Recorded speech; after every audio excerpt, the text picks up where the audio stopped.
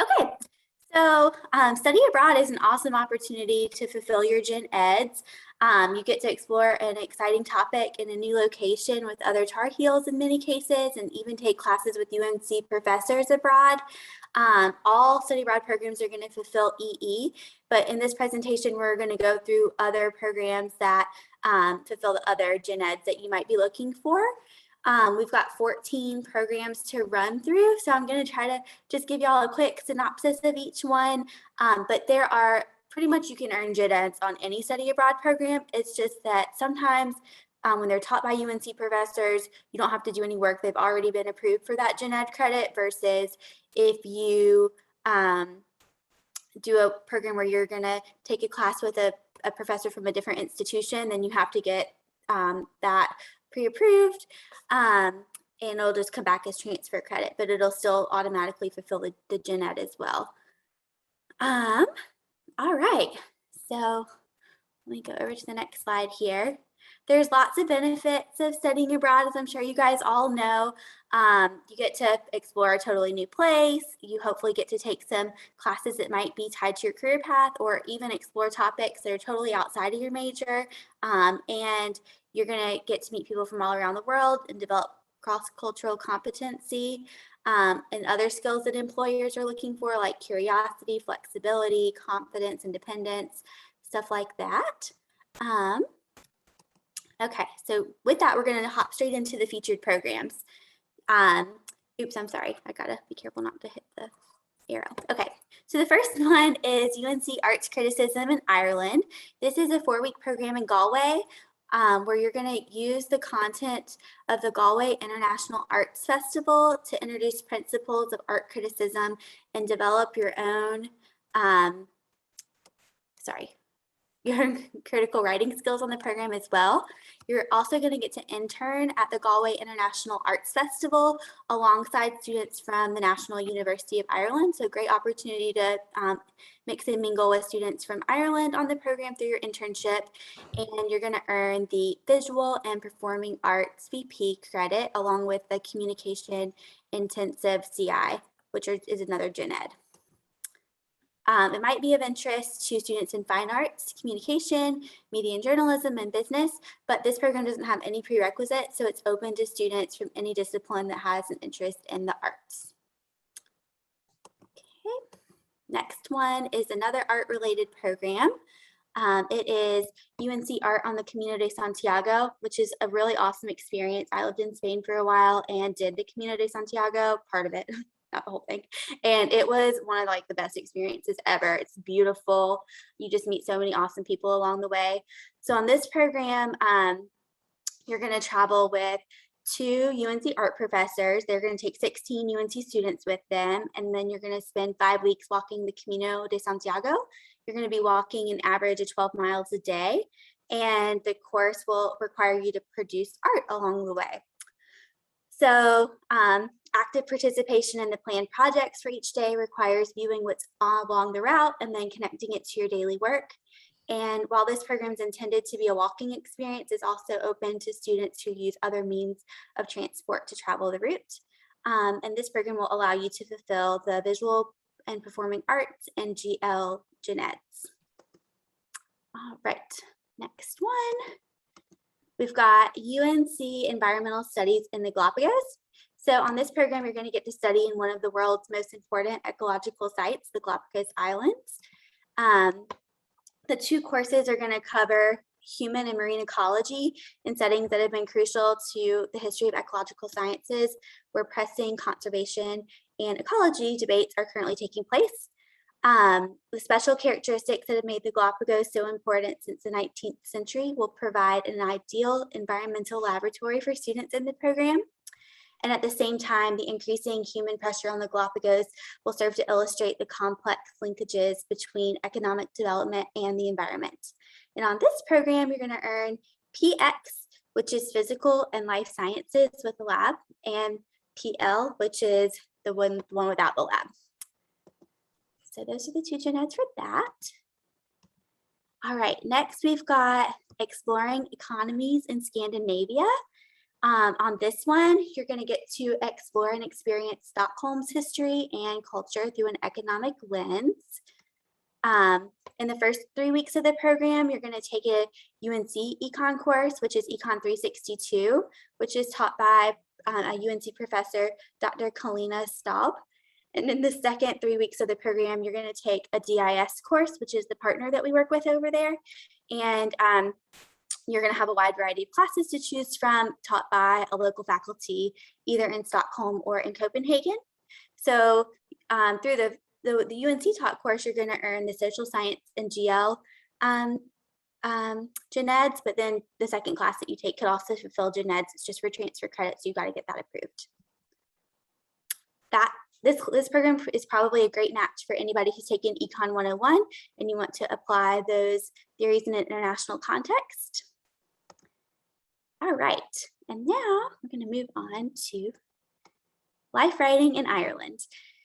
So on this 3-week program, you're going to get to experience Ireland through its literature and connect the writings to your own life experience.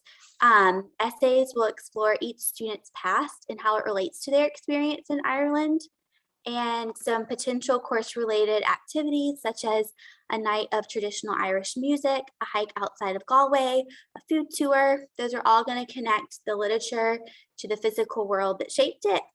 And on this program, you're going to get to earn the LA Literary Arts and the CI Communication Intensive Gen Eds, and students from every field of study are invited to participate. The next program is really geared towards science students, but it also allows you to fulfill a gen ed, so it could work for anybody. On this program, you're going to study for 6 weeks in Dublin with a UNC professor while experiencing the culture and history in Ireland's capital city. To earn gen ed credit, you would take the Biology 202 Molecular Biology and Genetics course, which fulfills physical and life sciences. There's 3 tracks on this program, so to do the one that fulfills the gen ed, you just make sure that you select that one when you're applying. And then you'll also take an additional course for transfer credit related to Irish studies, which would also probably come back for a gen ed credit as well. Did somebody have a question? Okay, cool. Keep going. Sorry, I'm running through these as fast as I can because there's so many to get through. All right, so now we're going to switch over to the Honors Carolina programs. And I just want to mention that Honors Carolina programs are open to all UNC students. So you don't need to be in honors to do one of these programs. And in fact, they're quite popular with just everybody. You most of the time need to have a 3.0 GPA to participate in the honors programs, but anybody in any major can do them. So the first two that I'm going to talk about are both semester length programs that are kind of their signature 2 programs. So the first one is the Honors in Cape Town program. This is a fall semester program where you get to travel with a UNC faculty member and other Tar Heels to beautiful Cape Town. It is absolutely one of my favorite places I've ever visited. Highly recommend Cape Town. You earn literary analysis and historical analysis, connections, World Before 750, the WB. Those are some of the gen eds that you can fulfill on this program. And additionally, you get to work for 4 days a week with a non-governmental or government agency that best suits your interests and skills, and you earn internship credit for academic credit on this program.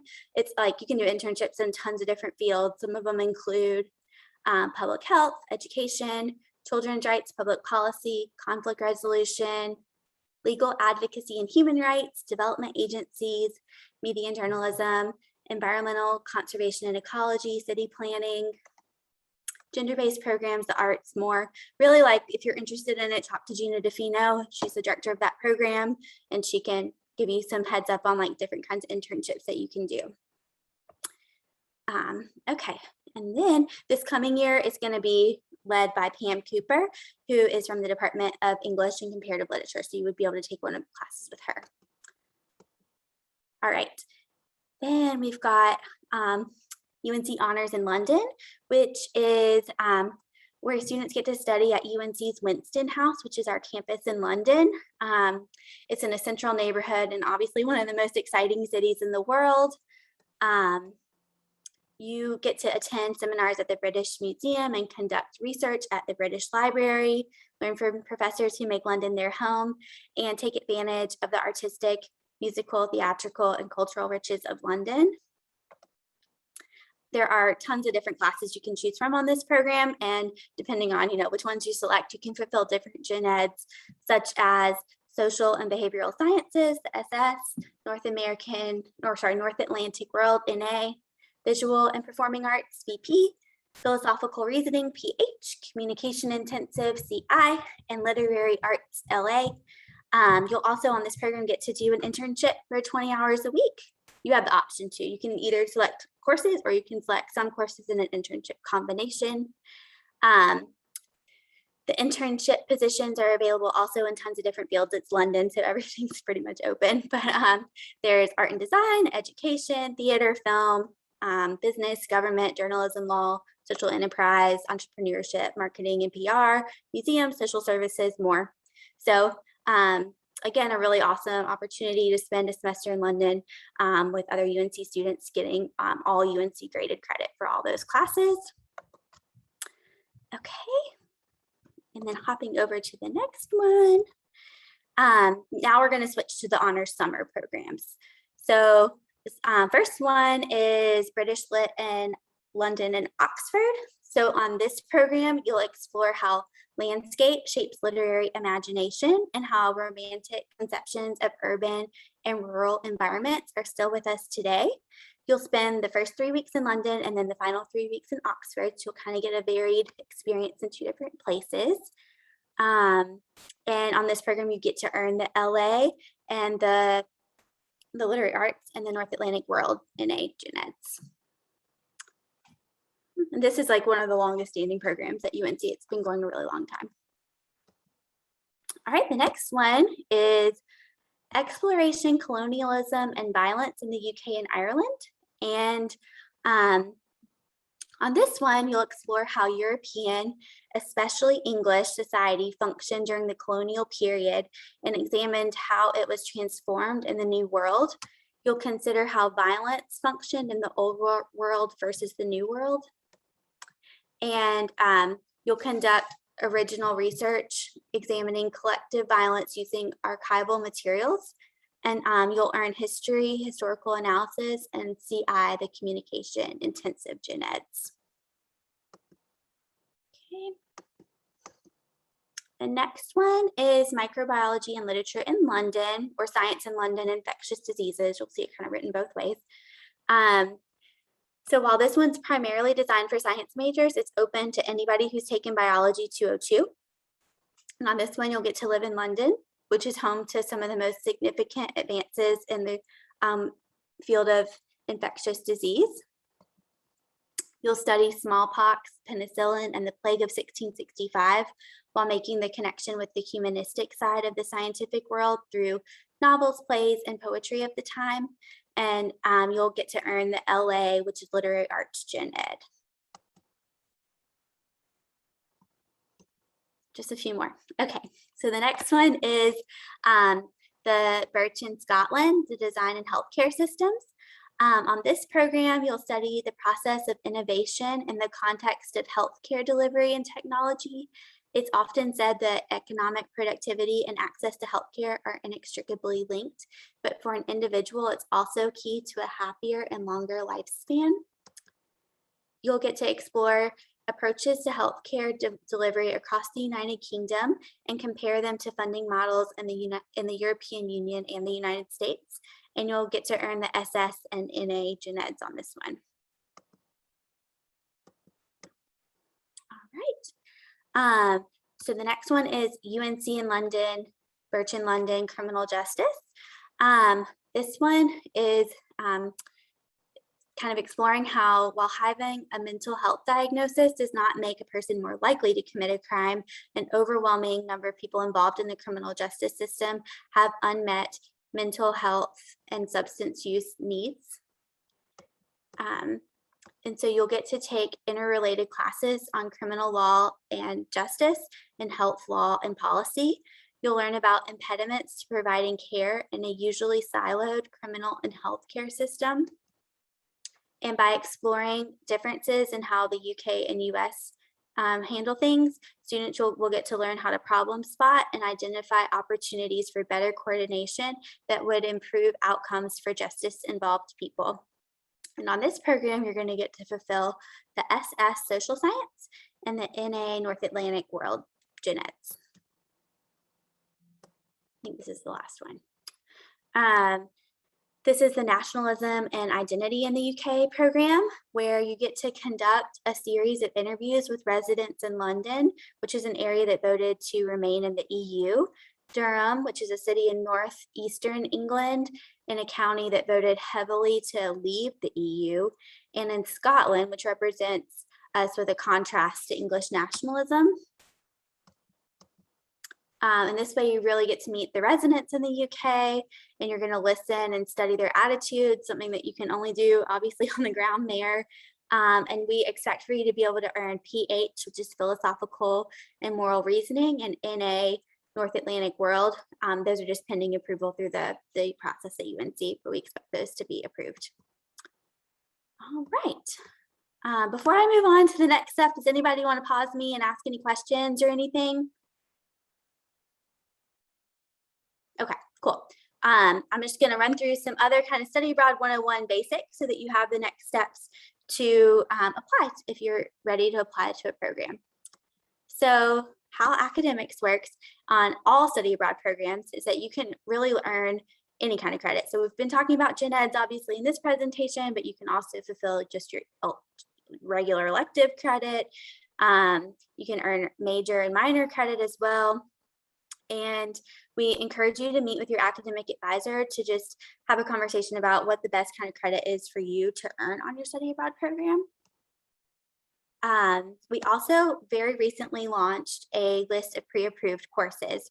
So also, programs where you would earn transfer credit, now it's showing you how those transfer classes have transferred back to UNC. So this is hyperlinked in this presentation. I encourage you to go to that link and just kind of look through it and see if there's like a specific class you're looking for, where we have approval for it. And just know this is new, so it's only going to grow over time. So if you're a first year student, you might not go abroad till your junior year. There'll probably be hundreds more classes in there by that point, if not thousands, honestly, because each student gets like 5 or 6 classes pre-approved, and there's hundreds of students going abroad every term. And the whole academics abroad section of our website is going to give you lots of pointers on how to navigate the pre-approval process and think about credit. All right, cost is another really big thing to consider when you're picking a study abroad program. We are very lucky in our office to have a colleague that sits kind of both in the financial aid office and then a couple of days a week in our office.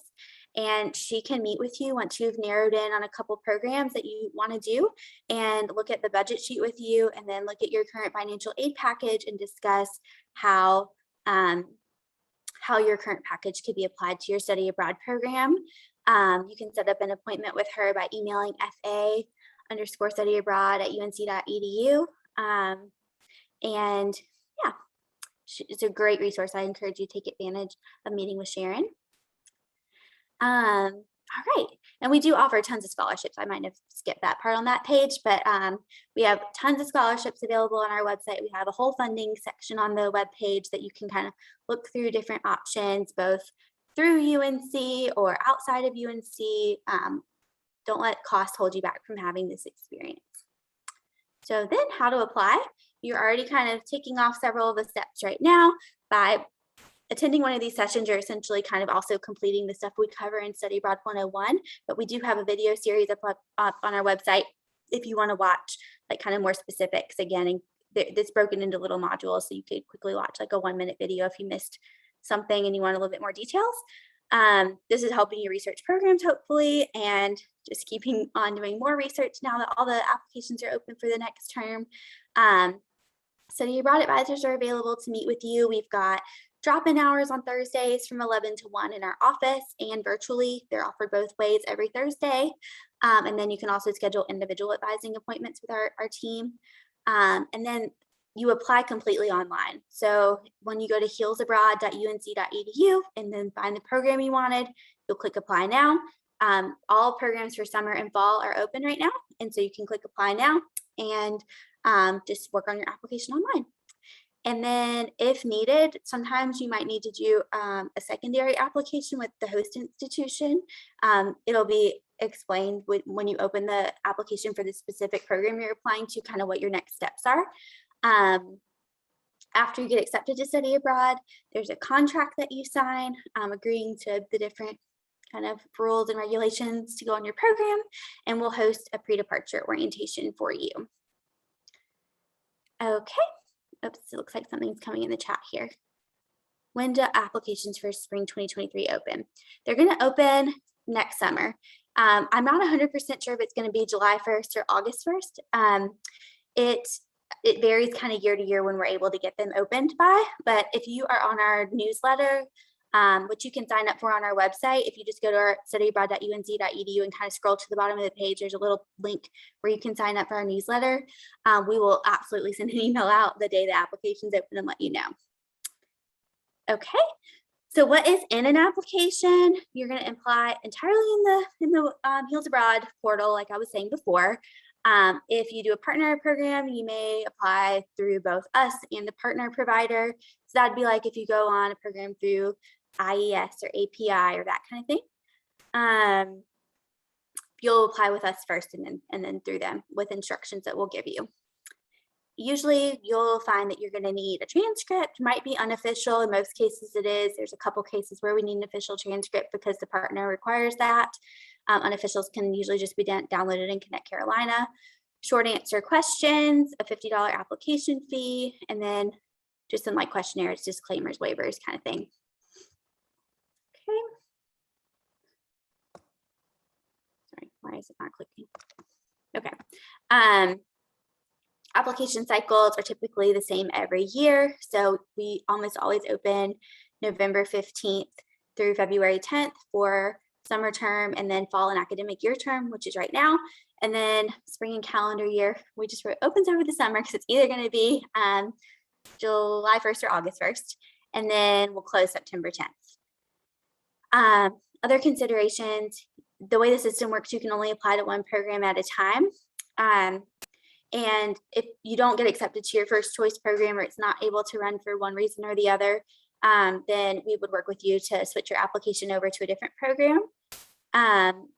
Applying to a program is not the same thing as committing to a program. So if you apply to the program, you submit the $50 charge to do that, that does not commit you to doing that program. Signing the contract a month later, after you know what scholarships you got and all of that stuff, so you can make the most informed decision possible, that's when you're kind of committing to going on the program. And then there's implications, if financial implications, mainly if you withdraw after that point. All of that will be very clearly outlined in the application, so don't worry. Okay, so our website is studyabroad.unc.edu. Obviously, you all know that because you found this session.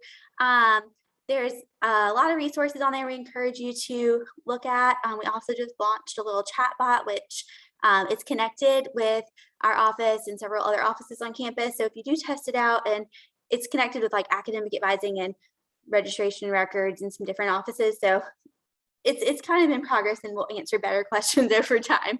But just FYI, that's all on there. We also have Heals Abroad, which is the application system.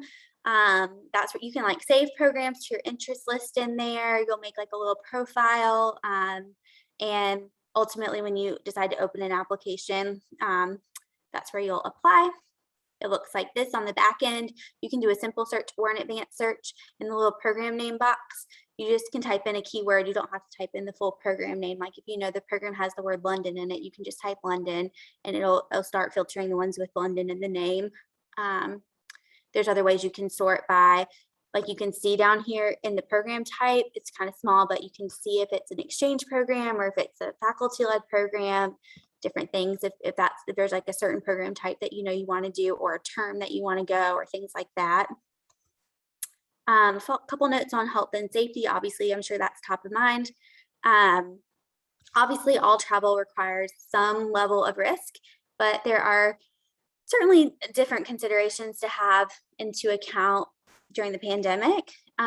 So you may have noticed also on our website that we have a list of countries that we're accepting applications for the upcoming term, and then we'll reevaluate those countries and see what we're going to offer next spring. And it all just depends on a very complex set of metrics that we're using. It's not just like one CDC or this or that. It is a combination of a lot of different factors, including the support we have on the ground with that partner, the history, the hospitalization rate, so many things.